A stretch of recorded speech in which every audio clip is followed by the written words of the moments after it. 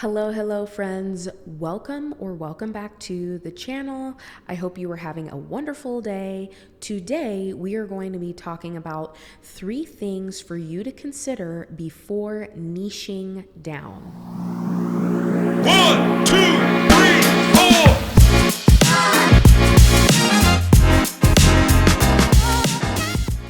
If you were to pause this video right now and start scrolling through your social media, I guarantee you are going to run into an ad or some kind of marketing funnel that has some social media guru or coach telling you to niche down, to pick one thing and to do that thing until you master that thing.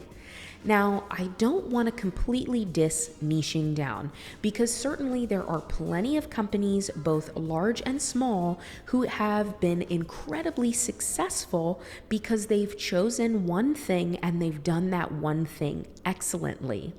The problem with niching down is that it doesn't work for everybody, specifically for multi-passionate creatives. Here is why I want you to consider these next 3 things before you niche down. Perhaps you are a creative and you have a project or multiple projects that you would pursue, but you keep running into these people telling you pick one thing. It's a struggle. Maybe you don't want to. Maybe as you try to niche down and get more specific, you feel like you're leaving a part of either yourself or that creative process behind. What do you do when you get to that point? Here are 3 things that I want you to consider before niching down on your creative projects. The first thing I want you to consider, are you a multi-passionate creative? Now, I have more videos on what a multi-passionate creative is, but let me just give you the quick rundown. A multi-passionate creative is simply somebody who has multiple passions, gifts, or talents that they pursue at the same time, in seasons, or in cycles throughout their life. This person is going to really struggle to niche down. In fact, niching down is something that's incredibly detrimental to the multi-passionate creative because a multi-passionate creative thrives by expanding out to the outer edges of their creativity. Here are a few quick ways to perhaps determine if you're a multi-passionate creative. How many planners have you bought and tried to use and never finished? That's not a hard, fast rule, but many multi-passionates I found have a large stack of unused planners or half-finished journals. So, is that you? You love change. Maybe that could be as simple as moving around your furniture all the time. That's something that I have certainly done, but you actually thrive with change. You like doing something new. You need it fresh. Otherwise, you get bored. Do you find that brainstorming or coming up with endless ideas is incredibly easy for you? So much so that you have idea overwhelm because you have so many ideas and not enough time to pursue all of them. Is it easy for you to find beauty in the world? A lot of multi-passionates can find the gem in the darkest situations. Maybe you've always been a problem solver, but not in maybe a traditional analytical sense. You're able to take things that seemingly do not relate at all and find the common ground between those 2 things. Perhaps you have a very various and unique background when it comes to jobs or careers. And because you've jumped around a lot, people might have mislabeled you as flaky, disorganized, all over the place, or unreliable. Now, if any of those things seem to resonate, you might be a multi-passionate creative. Niching down is actually going to eliminate a lot of the things that help you thrive. You having multiple projects going at the same time might actually be part of the reason your creative process works so well. So let's move on to the next one. The second thing I want you to consider is, do your creative passions or creative projects intersect? Sometimes you might have a project that requires you to be ultra focused. If you are somebody who struggles to niche down, then my guess is that a lot of your projects actually intersect. And so before you niche down, I would look to find the Venn diagram, if you will, of where those things overlap. Let me give you an example from my own life. Right now, I am writing a fiction novel. I'm having so much fun. This is the farthest I've ever gotten in any writing project. But I also really love drawing, especially in the anime and manga style. Now, I'm not very good at it yet, but I'm taking a few online classes and I have loved it. I have these images of my characters in my head, and I want to be able to draw them and put them in my book as illustrations. So this is one of those cases where, okay, writing and drawing are kind of different creative pursuits, right? They require different skill sets, but in my case, for this particular project, there is some overlap. So instead of niching down and only focusing on writing my book, I'm also practicing drawing my characters. And the thing that's crazy is by doing this, both of these things kind of fuel my motivation. It gives me more excitement to work on either one of those projects, because I think, oh my gosh, I want to draw my character. But then I think, oh my gosh, because I'm trying to draw my character, I want to write the next chapter. And because I want to write the next chapter, I see this image of this scene that I would like to draw. So in that particular case, niching down would actually be harmful for me. What are all of the different projects that you would like to pursue?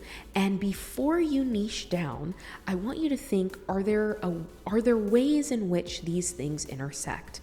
Because if there's ways in which those things intersect, that might help you focus some of your energy and your time and know how to structure your process to accomplish both or multiple projects at the same time.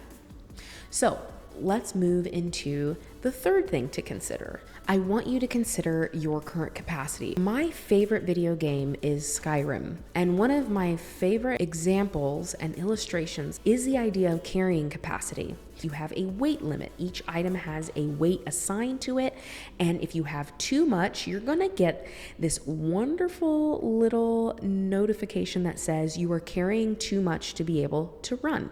I created this little simple quiz that just helps you kind of determine where is your current capacity really. Here's the definition that my husband helped me write, and I'm gonna just read this to you, okay? So carrying capacity is your current amount of mental fortitude and emotional energy available for output. I'm gonna read it again. Carrying capacity is your current amount of mental fortitude and emotional energy available for output.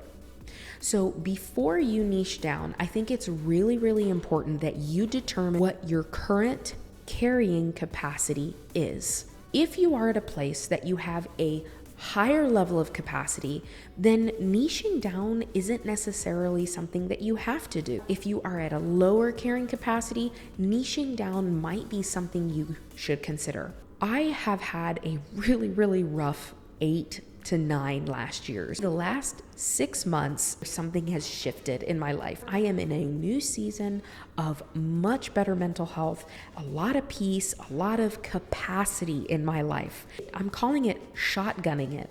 I'm trying everything and I'm putting everything out there.